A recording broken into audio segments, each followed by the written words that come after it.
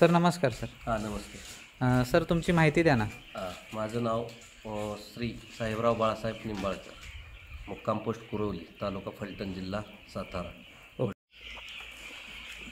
Poultry फार्ममध्ये नुकसान होण्याची कारणं काय काय आहेत सर? लक्ष नसणं, हां स्वतःचं मॅनेजमेंट खराब, हां पहिलं कारण. दुसरं व्हायरल. हां तिसरं असं की आपलं खाद्य येतं, खाद्य जी गाडी प्रत्येक शेडवर जाते, कुठल्या शेडला कुठला प्रॉब्लेम आहे हे माहीत नसतं. तिथून ते लोक न हातपाय धुता, न स्प्रे करता आत घुसले की आपल्याला हे 2-3 दिवसात व्हायरल चालू होतो. ओके. वातावरणाचा धोका, टेम्परेचर, हाय टेम्परेचरमध्ये बी पक्षी टिकत नाही. अच्छा. आणि थंडमध्ये काहीच प्रॉब्लेम एकदम छान. म्हणजे जास्त मला असं वाटतं की जास्त प्रॉफिट थंडीमध्ये होत असेल. थंडीमध्ये अडचण येत नाही. पक्षी वजन वाढतं, खाद्य खातो, त्याला वातावरण सुटेबल राहतं. फक्त थंडीमध्ये ब्रूडिंग काळच फक्त भयंकर असतं. 10 दिवस पहिले 8 दिवस, नंतर बाकी काही टेन्शन येत नाही. म्हणजे थंडीमध्ये मग मार्केट रेट पण पडत असेल ना? हां, मार्केट रेटला थोडं, तर ते कसं मार्केटचं आपल्या हातात राहत नाही. किती उत्पन्न, काय गोष्टी, कुठले महिन्यामध्ये कुठला सण येतोय, त्याच्यावर मार्केट राहतं थोडं. आणि उत्पन्नाचं साधन जास्त थंडीतच वाढतं.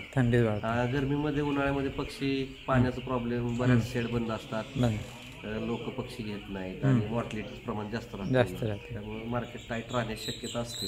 तुम्ही मग अशी ए ग्रेडचं काहीतरी सांगत होते. ए ग्रेड पक्षी कंपनीचं कसं असं ABC अशा 3 ग्रेड असतात. टॉपर फार्म म्हणजे जे फार्मर ए मध्ये म्हणजे वन म्हणजे फर्स्ट क्लासमध्ये एकदम छान जे घेतात ना रिझल्ट, मॉर्टॅलिटी कमी, FCR कमी आणि पैसे जास्त मिळतात, त्यांना ABC असे ग्रेड देतात.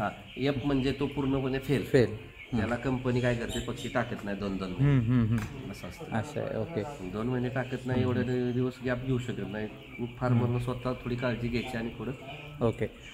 आपण गेल्या पार्टमध्ये बघितलेलं सर की तुम्हाला 10 ते 12 वर्षाचा एक्सपिरियन्स आहे याच्यामध्ये. तर आपण लोन घेऊनच हे शेड बांधलं होतं. हा, लोन घेऊन. मग किती लॉट गेल्यानंतर अंदाजे आपण लोन क्लिअर करू शकतो? एक 15 लाख रुपये लोन काढलं आहे अंदाजे. सर आता ते लोनचं काय होतं, आपण लोन काढले, आता त्याच्यावर आपला बाकी खर्च, नुसत्या शेड लोन, समजा पैसे चेक आले तर आपल्याला घरी प्रपंची, लेबर, हे चार्जेस हे पण बघावं.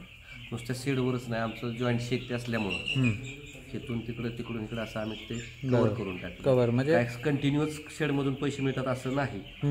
कधी कधी पूर्ण लॉस होतो, लेबरचं सुद्धा पैसे मिळत नाही. त्यावेळेस काय करणार, आणि हप्ता असतील. ओके. थोडं ऑप्शन त्याला असावं, जर साईड बाय साईड काहीतरी दुसरा ऑप्शन असला नाहीये. शेड म्हणजेच पैसे. आता तर खूप कॉम्पिटिशन आहे, रोग आहेत, खूप शेड झालेले आहेत मार्केटला. जो करल तोच टिकतोय, नाही तर कुलूप लागलेले. बरोबर. तेवढ्याच नवीन प्रमाणात येतात, तेवढीच जुनी बंद होतात. बरोबर. ओके. आपण म्हणजे प्रॉब्लेम काय येतात ते बघितलं. फायदे काय आहेत सर म्हणजे कॉन्ट्रॅक्ट पोल्ट्री फार्मचे? कॉन्ट्रॅक्ट म्हणजे काय आहे, नो रिस्क. म्हणजे थोडक्यात सगळं कंपनी दिल्यामुळं रिस्क राहत नाही. फक्त त्यांनी संगोपन आपण छान असं करायचं आहे, त्याचं सगळं नो रिस्क. ते सगळं त्यांचं मार्केट, तेच पक्षी, तेच खाद्य, ते गोष्टीचा फायदा आहे. कंपन्या जर चांगल्या असतील तर फार्मरला चांगलं बेनिफिट होतं. काही कंपन्या चांगल्या नसतात, काही लोकलमध्ये, काही लिमिटेड आहेत, काही कशा आहेत. प्रत्येकाचं वेगवेगळा परफॉर्मन्स राहतो, पण फार्मर त्यानुसार आकर्षित होऊन कुठेही जातो. ओके. धन्यवाद सर, खूप छान माहिती दिलीत तुम्ही.